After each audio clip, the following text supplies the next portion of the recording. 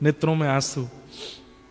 काले खान, कौन आया था रात को? बोले आपके मंदिर का टहलुआ आया था। मुझसे गलती हो गई, पहले तो मुझे वो प्रिय लग गए थे, लेकिन अब मुझे वो टहलुआ ही चाहिए। मैं मंदिर में कभी नहीं आऊंगा, आप जितना कहेंगे मैं उतनी रकम दे दूंगा, केवल वो टहलुआ मुझको दे दो जो रात भर यहां टहलता है।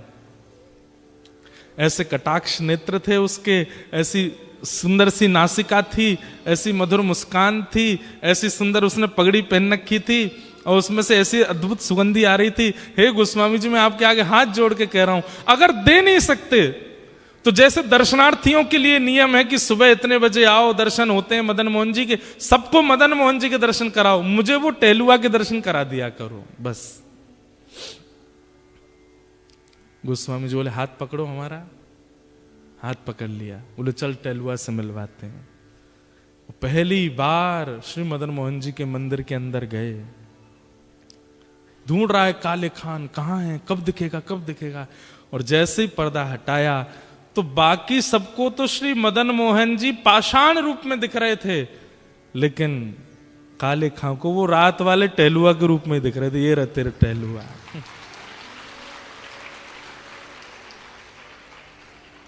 नेत्र सजल हो गए, वो सजल होकर के बस उसी दिन मदन मोहन जी के श्री चरणों को प्रणाम किया। बोले स्वयं ठाकुर जी टहलुआ बन के आए मेरे घर पे, इतना श्रम किया। और जीवन भर के लिए श्री मदन मोहन जी के दास बन गए। कौन? काले खान। काले खान की कुछ रचनाएं हैं, ये रचना आज भी वहां गाई जाती हैं ठाकुर जी की आरती के बाद। आहा,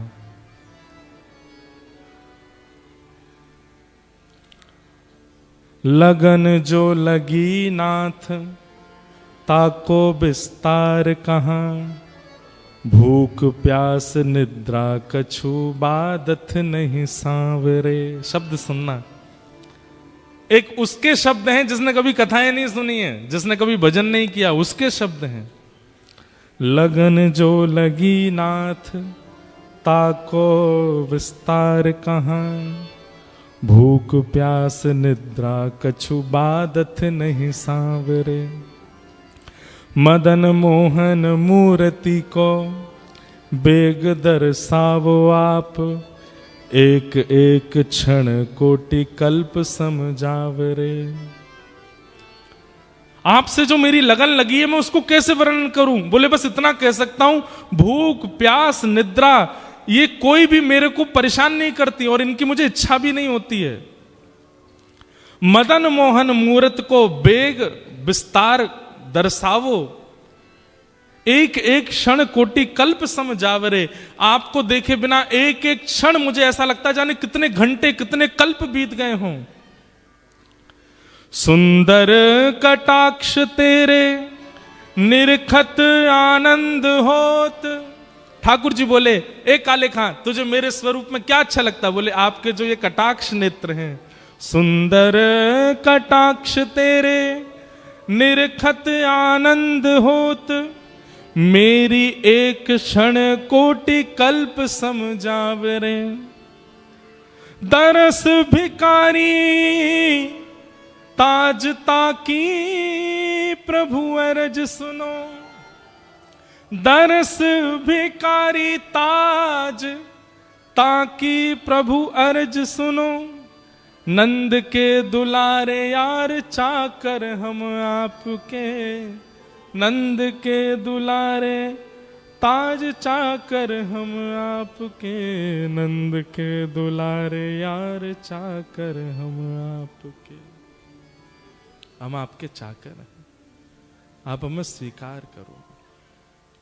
और जीवन भर के लिए श्री मदन मोहन जी ने उनको अच्छा रूप वैसा ही था, लंबी दाढ़ी रखते थे, सिर पे टोपी भी पहनते थे, वेशभूषा नहीं बदली अपनी, वैसे ही रहते थे, लेकिन नित्य दर्शन करते मदन मोहन जी का और सामने बैठ कर के रोते रहते। बस एक दिन उनकी ख्याति इतनी बढ़ गई, दूर दूर से लोग देखने आते थे, भैया एक मुसलमान भक्त है। तो एक दिन ये करौली छोड़ करके कहीं और चले गए और जहां गए वहां जाकर के इतने आर्तनाद से ठाकुर जी को पुकारा कि ठाकुर जी प्रत्यक्ष प्रकट होकर के इनके गले में गलवैयां डाल करके इनको अपनी नित्य लीला में संग ले गए। बोलो भक्त वत्सल भगवान की। ये कथा हमने क्यों सुनाई? एक होता है आप ठाकुर जी को चुनो और एक होता है ठाकुर जी आपको चुने। दोनों में अंतर क्या है? सब प्रिय लगे और ठाकुर जी भी प्रिय लगे, इसका मतलब आप ठाकुर जी को चुन रहे हैं। पर ठाकुर जी अगर आपको चुन लेंगे तो फिर और कुछ प्रिय लगेगा नहीं, और कुछ भा नहीं सकता, और कुछ प्रिय लगेगा नहीं। मीराबाई कहती हैं, गिरधर जन्म मरण रासा थे, गिरधर जन्म मरण रासा थे, गिरधर जन्म मरण रासा थे, गिरधर जन्म मरण रासा थे। हो याए नाय बिसरू दिन राती, याए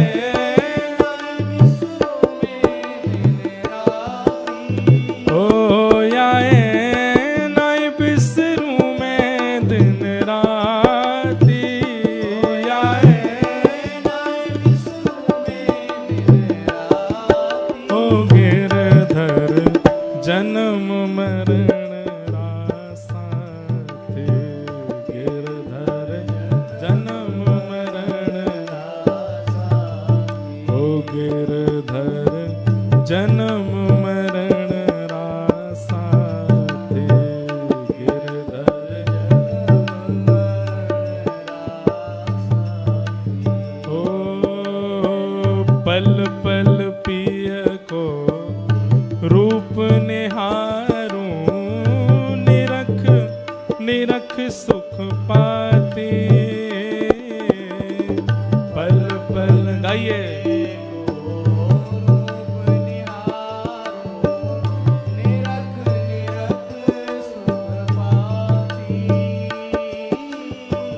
पल पल पिय को रूप निहारूं, निरख निरख सुख पाती,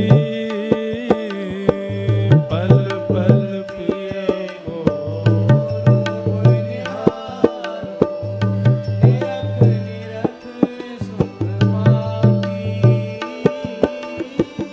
दोए कर जोड़ा रज करूं छूं, दोए कर जोड़ा रज करूं मैं, दोए कर जोड़ा रज करूं छूं, दोए कर जोड़ा रज करूं छूं।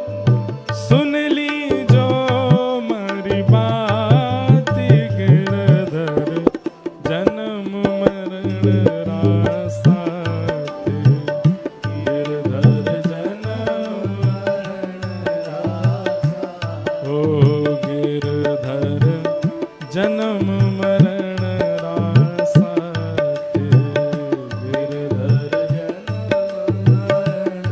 श्री राधा रमण लाल की।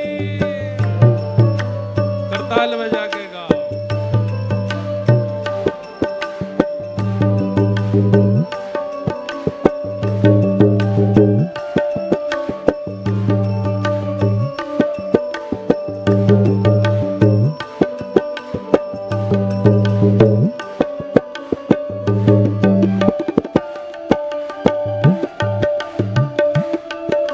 बोलो वृंदावन बिहारी लाल की।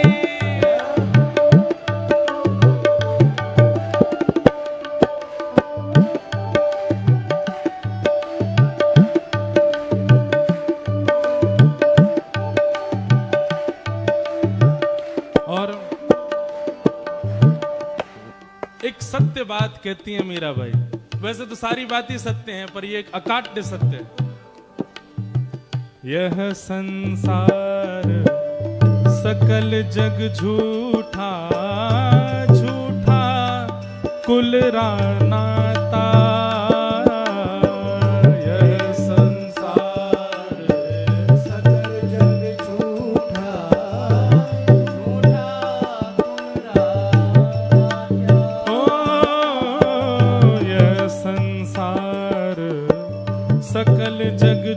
झूठा झूठा कुल नाता।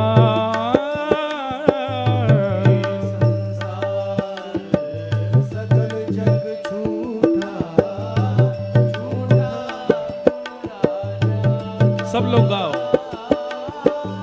मीरा के प्रभु गिरधर नागर, मीरा के प्रभु गिरधर नागर, मीरा के प्रभु नटवर नागर, मीरा के प्रभु नटवर नागर, हरि चरणा चितराज गिरधर जन्म मरण रासात, गिरधर जन्म मरण रासात, ओ गिरधर जन्म मरण रासात, गिरधर जन्म मरण रासात।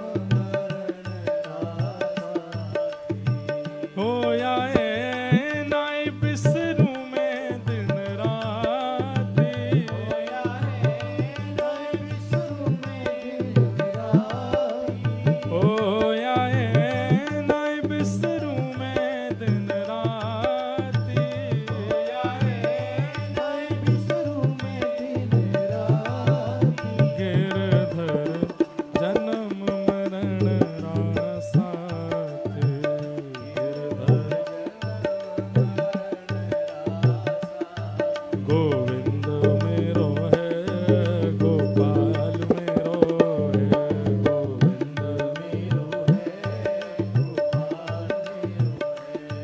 गोविंद मेरो है गोपाल मेरो है,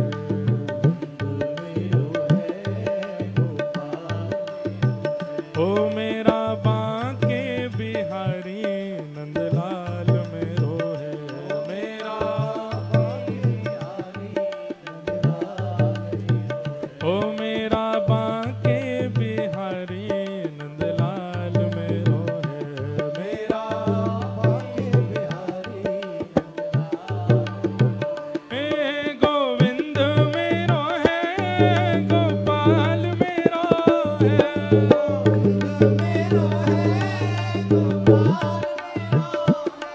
गोविंद मेरो है गोपाल मेरो है,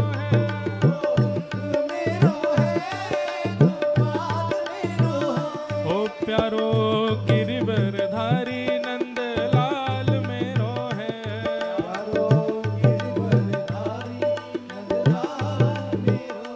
प्यारो गिरिवरधारी नंदलाल मेरो है,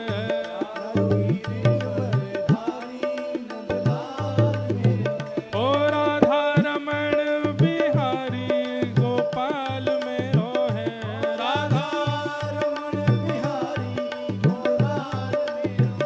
हे राधा रमण बिहारी गोपाल मेरो है,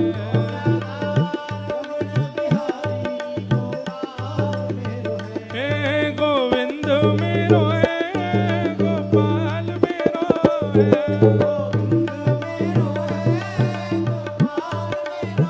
हाँ गोविंद मेरो है गोपाल मेरो है,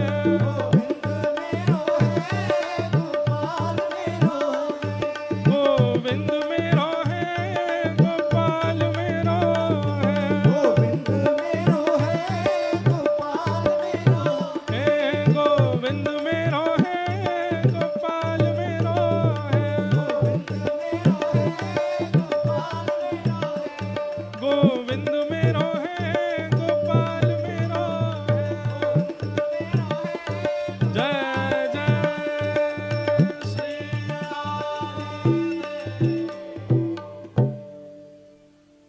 मदन मोहन लाल की। तो गिरधर छवि पे अटक्यो मेरो मन, गिरधर छवि पे। अगर आप ठाकुर जी को चुनेंगे तो आप अटकेंगे नहीं, देख के आपको अच्छा लगेगा।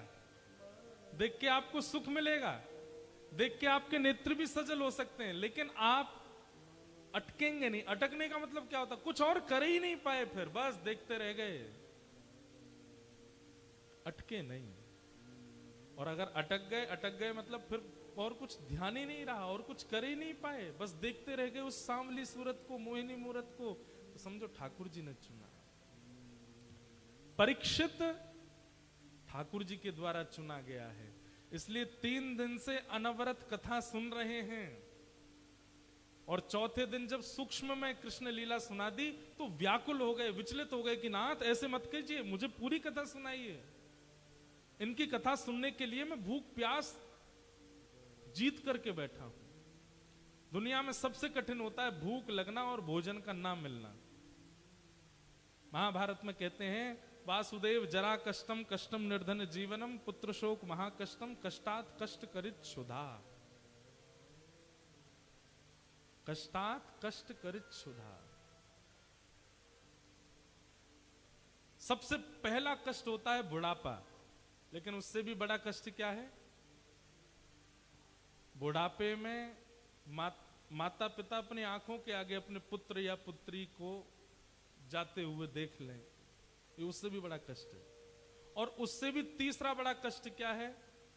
बोले एक तो बुढ़ापा, ऊपर से बालक चले गए, तीसरा निर्धन हो गए। लेकिन फिर भी गांधारी कहती है महाभारत में, कष्टात कष्ट करित क्षुधा।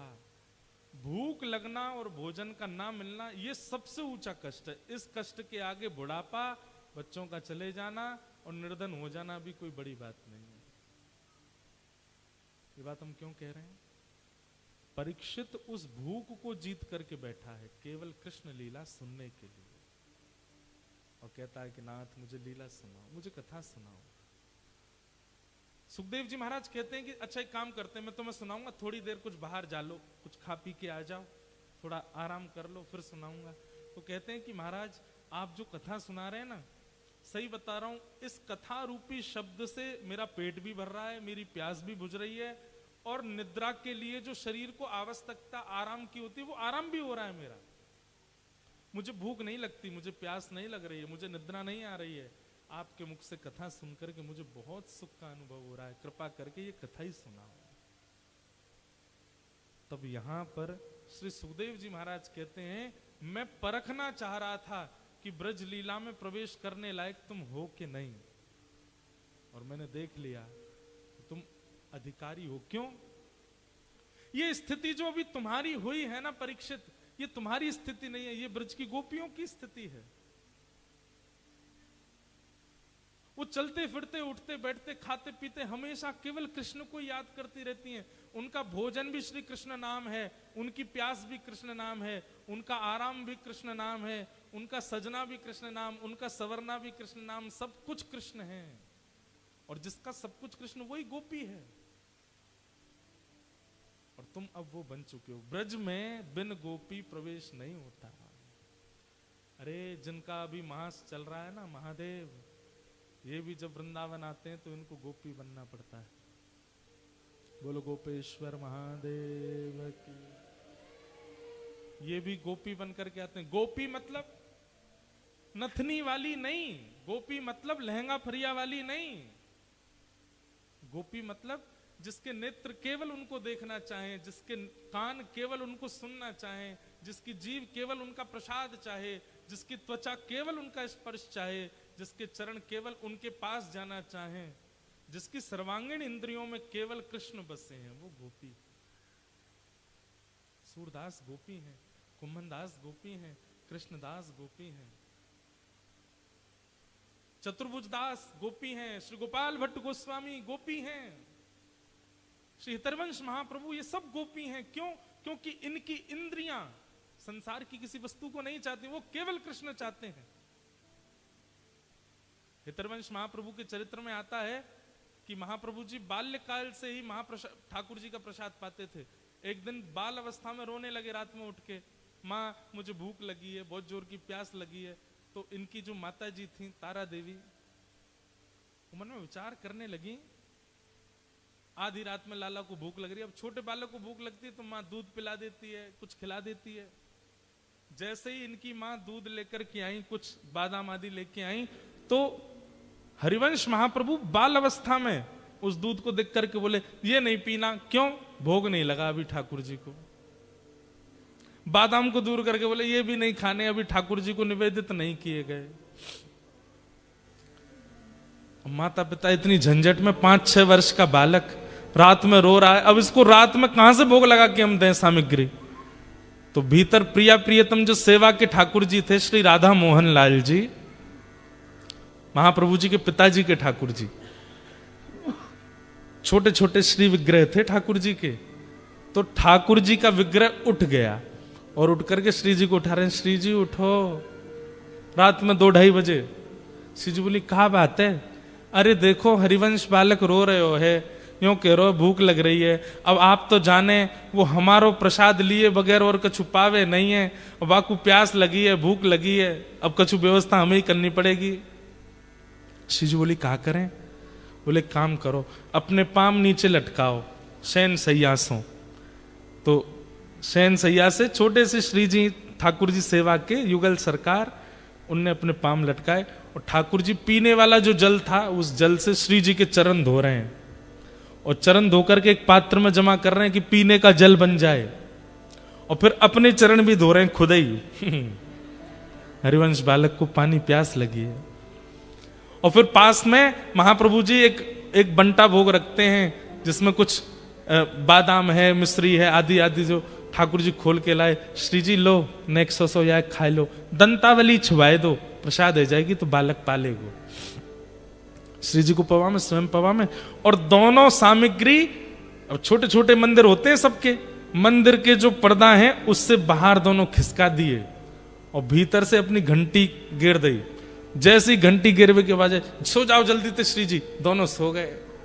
इतने में महाप्रभु जी के पिताजी आए, बोले घंटी कैसे गिरी, कोई चूहा आ गया, क्या हो गया?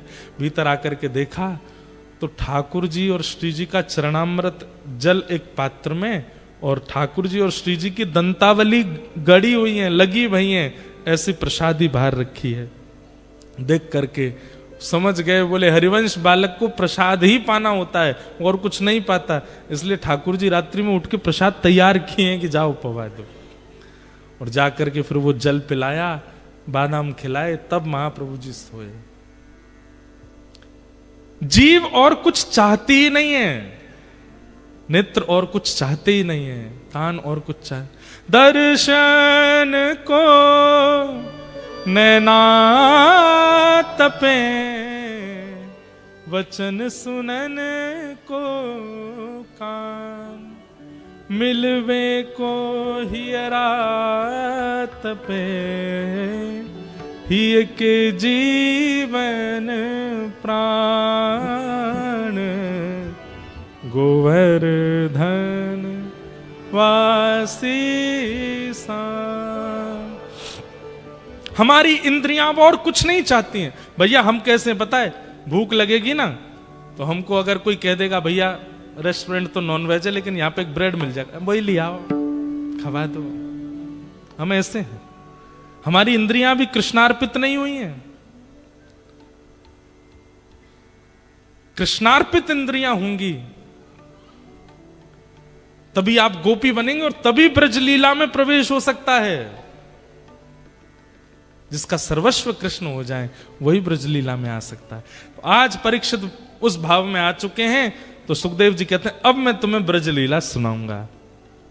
वसुदेव ग्रहे साक्षात भगवान पुरुष पर, जनिष्यते तत्प्रियार्थम सभवन्तु सुरस्त्रिय।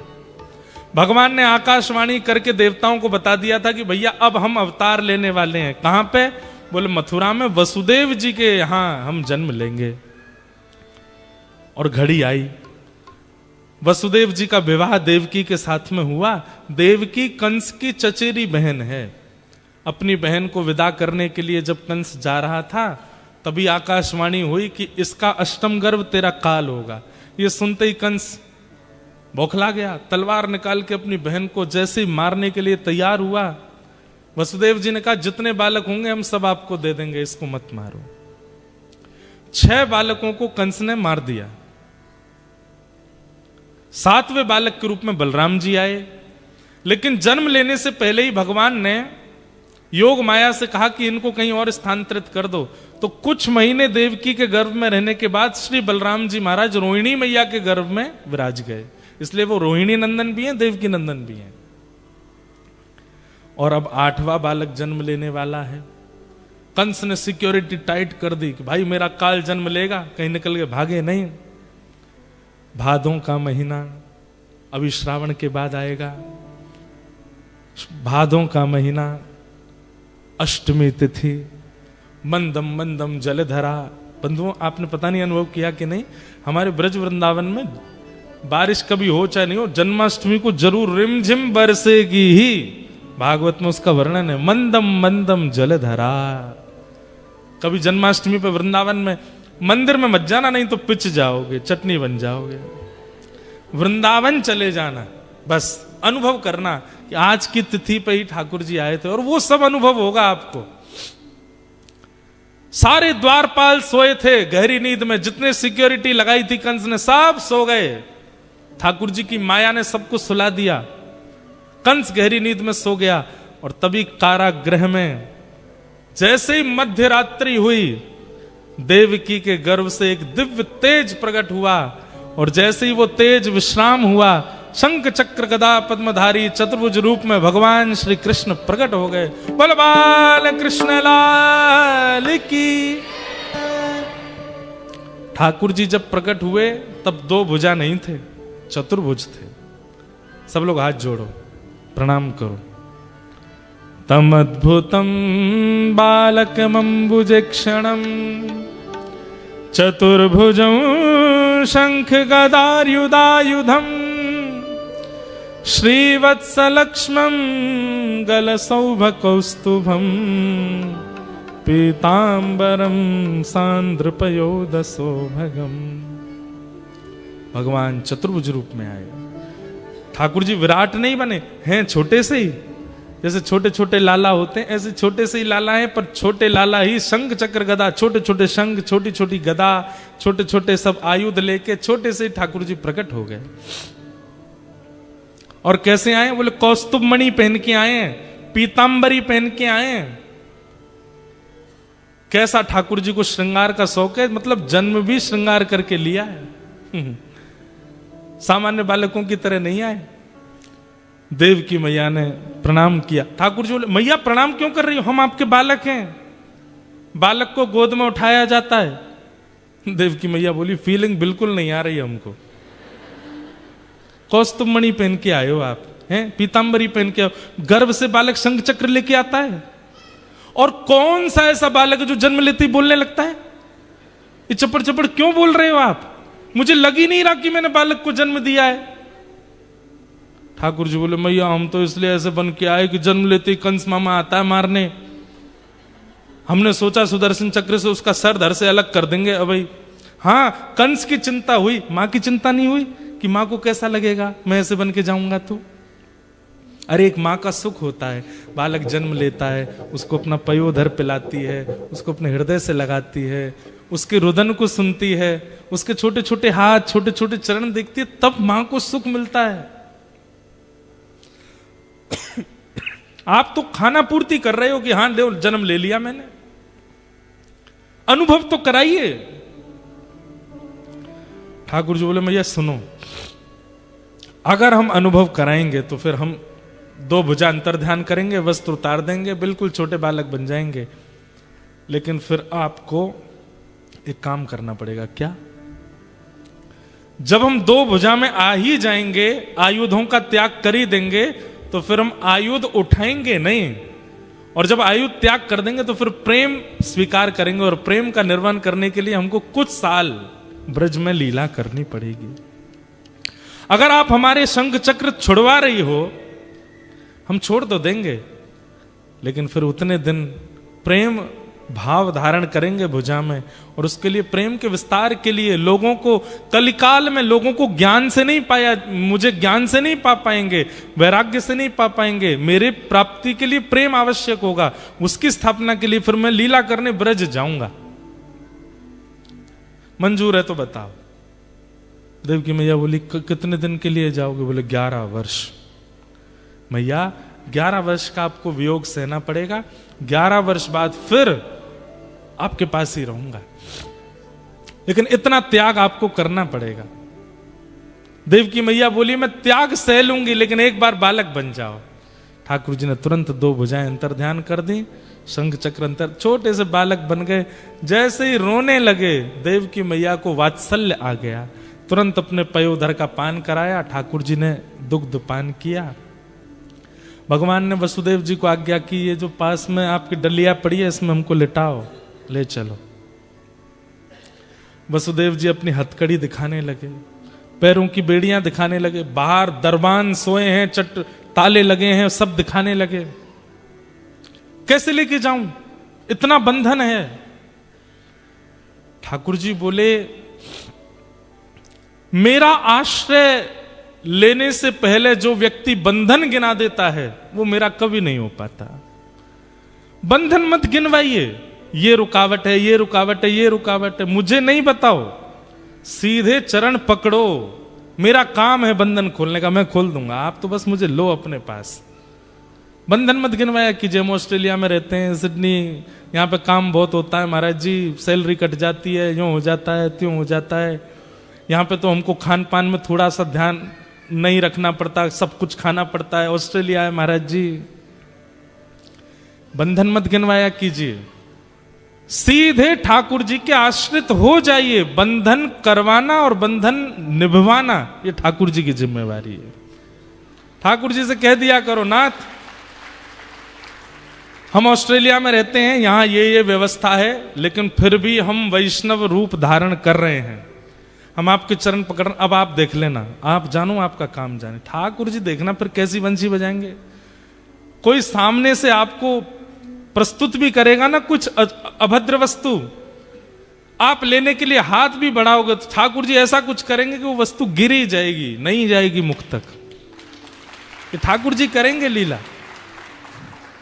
कोई अयोग्य व्यक्ति जीवन में आ रहा होगा ना, और आपके जीवन पर पूरा आक्रमण करने ही वाला होगा, उससे पहले ठाकुर जी ऐसा कुछ करेंगे कि नहीं आ पाएगा वो जीवन में। आप एक बार आश्रय लीजिए, बंधन मत गिनाइए। हम कैसे आवे ब्रजधाम, यहां से बहुत दूर है, बहुत महंगी फ्लाइट होती है, यूं होती है, त्यों होती है, ऐसा होता है, वैसा होता है, ये होता है, वो होता है। आपको हम सत्य बता रहे हैं, भक्ति पथ ऑस्ट्रेलिया के सब लोग बैठे हैं यहां पे।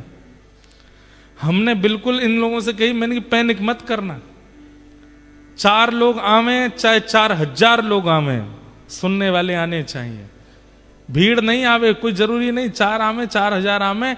मैंने कि 4 आवे तो दुखी मत होना, 4000 आवे तो फूलना मत। जितने आ जाएं बस प्रसन्न रहो, ठाकुर जी पे छोड़ो, ठाकुर जी सब मंगल करेंगे। और सब मंगल हो रहा है अभी तक, सारी उत्सव इतने बढ़िया से हुए सब जगह। आपको हम बहुत बढ़िया लग रहे हैं ना, मंच पे बैठे बढ़िया लग रहे हैं, लग रहे हैं, लेकिन हमारी स्थिति पूछ लो एक बार। भारत से आए, जेट लैग भी नहीं उतरा हमारा, सुबह 6 बजे मेलबर्न पहुंचा मैं, कड़कती ठंड में आकर के 7 बजे घर पे जैसे तैसे लेटे, इतने में सूर्य नारायण आने लगे आंखों पे। उठो, उठ करके ठाकुर जी की सेवा करी। इतनी लंबी नींद पूरी नहीं हुई, पर कथा करी मेलबर्न में, 3 दिन तक वहां कथा करी, लोगों से मिले, सोने का कोई ठिकाना नहीं। कथा विश्राम करके रात में भाग गए तस्मानिया। हमको क्या पता था कि तस्मानिया बिल्कुल ही साउथ पोल में जाके आता है। मुझे तो लगा जैसे मेलबर्न सिडनी वैसे ही होगा, पर वो तो बिल्कुल ही अलग ही है। वहां रोड से तो जाते ही नहीं लोग। वहां पहुंचते ही, जाते ही एयरपोर्ट से बस चाय पी है, थोड़ा कुछ पाया, सीधे हमको पहाड़ों में घुमाने ले गए। घूमना भी है भैया, इतनी दूर आए हैं तो घूम घाम के आए। कमर बोल गई, बोले मुझ पे दया करो। इतने में कथा का समय हो गया, कथा करी। रात में आकर के जैसे तैसे 1 बजे लेटे, पूछा भाई सुबह क्या है क्रम। 7 बजे एयरपोर्ट जाना है, फ्लाइट है, ब्रिस्बेन जाना है। मैंने कि थोड़ा नहीं सो सकते? बोले नहीं सो सकते, फ्लाइट छूट जाएगी। भागे। अच्छा, एयरपोर्ट पे भी अलग माजरे हो रहे थे हमारे संग। हम 10-11 लोग और कम से कम 30 बैग, मतलब आधा प्लेन तो हमने ही कब्जा कर रखा था उस पे। उसमें कभी किसी का सामान भारी हो रहा है, कभी किसी का हल्का हो रहा है, कभी कुछ हो रहा है, कभी कुछ हो रहा है। जैसे तैसे करके ब्रिस्बेन गए, गोल्ड कोस्ट गए, अब यहां आए, आज सुबह ही पहुंचे। गला, आंख, कमर, मतलब सांस भी गरम गरम आ रही है अब तो हमको। कानों से भी धुआं सा ही निकल रहा है। वाह, आपको दया आई हम पे।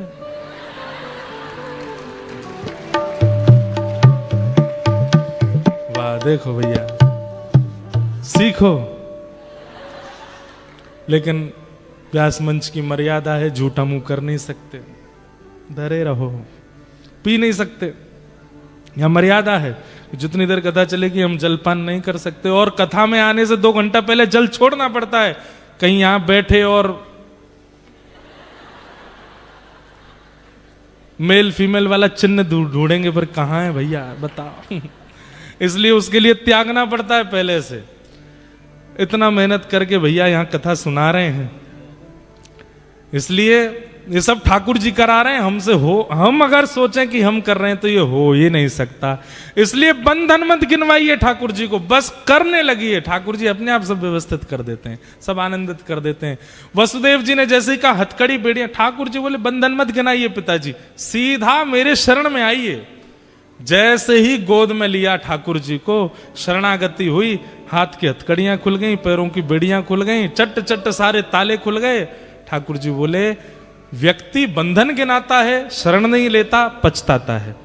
लेकिन बंधन युक्त होकर के मुझे गिनाता नहीं, सीधे चरण पकड़ता है, तो फिर बंधन मैं खोल देता हूं। अब ले चलो मुझे। कहां? गोकुल। गोकुल में अभी अभी यशोदा मैया ने एक लाली को जन्म दिया है। वहां जाकर के मुझे सुला दो और वो लाली ला करके कंस को दे दो। वो लाली कोई सामान्य नहीं है, अष्टभुजी देवी है, वही सबक सिखाएगी कंस को। और मैं 11 वर्ष बाद फिर आऊंगा। सोचो देव की मैया का कैसा हृदय हुआ होगा। ठाकुर जी को हृदय से लगाया, पलना में डलिया में रख करके भेज दिया। अर्धरात्रि में गोकुल पहुंचे, लाला सुला दिए। सब सो रहे थे गोकुल में भी, कोई नहीं जगा था, किसी ने नहीं देखा। और लाली को लेकर के आए, आकर के कंस को दे दिया। कंस ने उस बालिका को पृथ्वी पर पटक दिया, अष्टभुजी देवी बन गई। कंस से बोलने लगी मुझ जैसे निर्दोष बालकों को मारता है? तेरे शत्रु कृष्ण ने तो जन्म ले लिया। कहां लिया? बोले 84 कोस में लिया है, ये नहीं बताऊंगी कहां लिया। अब तू बस अपनी उल्टी गिनती गिन, तेरी मृत्यु समीप है। कंस तो बड़ा व्याकुल हो गया, अब मैं क्या करूं। लेकिन हम लोग चले, वही रहने दो।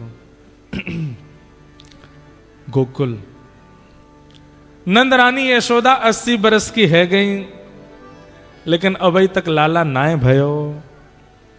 लेकिन अब सब ब्रजवासी ने कही, बोले मैया अब के लाला होएगो, चिंता मत करियो, अब के लाला है जाएगो। भैया मेजोरिटी में अगर कोई चीज सोच ली जाए ना, तो प्रकृति उस काम को करवा देती है। सब ब्रजवासी कहने लगे, बोले बाबा आपके लाला होएगो, मैया आपके लाला होएगो। आज अष्टमी की भोर भई है, दिन भयो है, और नंद बाबा की 2 बहन हैं, नंदा और सुनंदा। ये दोनों जैसे ही गई, इनने जाकर के देखी नंद भवन में यशोदा मैया के बगल में एक नीलमणि जैसो बालक सोयो है, चद्दर ओढ़ करके सोयो है। ये ना पतो कि लाला है कि लाली, लेकिन नीलो नीलो मुखमंडल दिख रहा है। बंधुओं, कहीं अभी सुनने में आया था कि कोई पूछ रहा था कि भाई ठाकुर जी का प्रथम नाम क्या रखा गया था। ठाकुर जी का सबसे पहला नाम था नीलमणि। क्या नाम था? नीलमणि। यशोदा मैया 1 साल तक तो ठाकुर जी का नामकरण नहीं हुआ।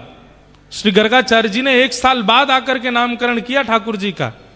1 साल तक यशोदा मैया नीलमणि बोलती हैं ठाकुर जी को। मेरी नील, जैसे मणि का मतलब रत्न, जो हृदय को बहुत प्रिय होता है, हृदय के पास रखते हैं, इसलिए मणि। और ठाकुर जी का वर्ण कैसा, बोले नीला नीला है, इसलिए यशोदा मैया कहती नीलमणि कहाँ है, नीलमणि सो गयो का, नीलमणि उठ गयो का। अरे मेरो नीलमणि कैसो है, नीलमणि ये ठाकुर जी का प्रथम नाम है। फिर कन्हैया, गोपाल, गोविंद आदि ये सब तो नाम बहुत हुए ठाकुर जी के, पर नीलमणि। नंदा सुनंदा दोनों बोली अरे ये तो नीलमणि जैसो, नहीं देखियो लाला है कि लाली। सुनंदा बोली कोई भी हो, हमें कहा, बोले नहीं एक लाला होना चाहिए। अरे तू ऐसो भेद काहे को करे, लाली हो तो कहा दिक्कत है। बोले दिक्कत कछु ना है, पर लाली ते हम ज्यादा कछु कह ना सके। लाला के तो कान भी पकड़ लेंगी, लाला को तो पीटो देंगी, लाला को तो डांटो देंगी, हम भुआ हैं, एक लाला है जाए। और जैसे ही चद्दर हटाए करके देखी महाराज, है गो है गो है गो है गो है गो है गो है गो है गो है गो। नंदा सुनंदा है गो करती भाई दौड़ी। ब्रजभाषा पल्ले पड़ रही है आपके। है गो करके जैसे ही दौड़ी महाराज, सब ब्रजवासी बोले कहाँ है गयो, बोले अब तो है गयो। अरे भयो कहा, बोले है गयो। हजारों ब्रजवासी पीछे चलने लगे, अरे भयो कहा, पूरे रास्ता में चिल्लाती जा रही हो है गयो, भयो कहा। नंदा सुनंदा दोनों गौशाला गई और नंद बाबा के पास जाकर के बोली बाबा आपने इतने ब्रजवासी को ध्यान रखो, गैयान की सेवा करी और आपके या सेवा भाव सो आपके घर नीलमणि जैसो लाला भयो है, बधाई हो। ऐसे बधाई बोलते हैं। अरे कंस के उठने का डर है आपको कि कंस उठ नहीं जाए। बधाई हो, बधाई हो, बधाई हो। नंद बाबा तो आनंद में भर गए, बोले भैया ये तो सब आप ब्रजवासी की कृपा भैया। पीली पीली पगड़ी पहनी, पीले वस्त्र पहने और श्री नंद बाबा तैयार है करके सीधे दौड़े ब्रजवासी के सब ब्राह्मणन को लेकर के गए, स्वस्ति वाचन कियो। और सब ब्रजवासी अपने अच्छे अच्छे वस्त्र पहन करके आ गए, नाच रहे हैं, गा रहे हैं, उछल रहे हैं, अपनी अटारियों पर खड़े होकर के दूध लुटा रहे हैं, दही लुटा रहे हैं, मक्खन लुटा रहे हैं, मिश्री के मक्खन के गोला बना बना करके एक दूसरे पे मार रहे हैं। जा पे मक्खन मिश्री को गोला पड़े वो पूछा अरे भयो कहा, बोले तेरो मोह चीकनो है गो, अब ना पता चली कहा भयो, अरे नंद जी के लाला भयो है। तो वो अपने मोह के मक्खन मिश्री को लेके वहां एक चखले बहू के गोला बना के फिर दूसरे पर डारे, वाय बतावे, बोले नंद जी के लाला भयो है। सब ब्रजवासी नाच रहे हैं, गा रहे हैं, उत्सव मना रहे हैं।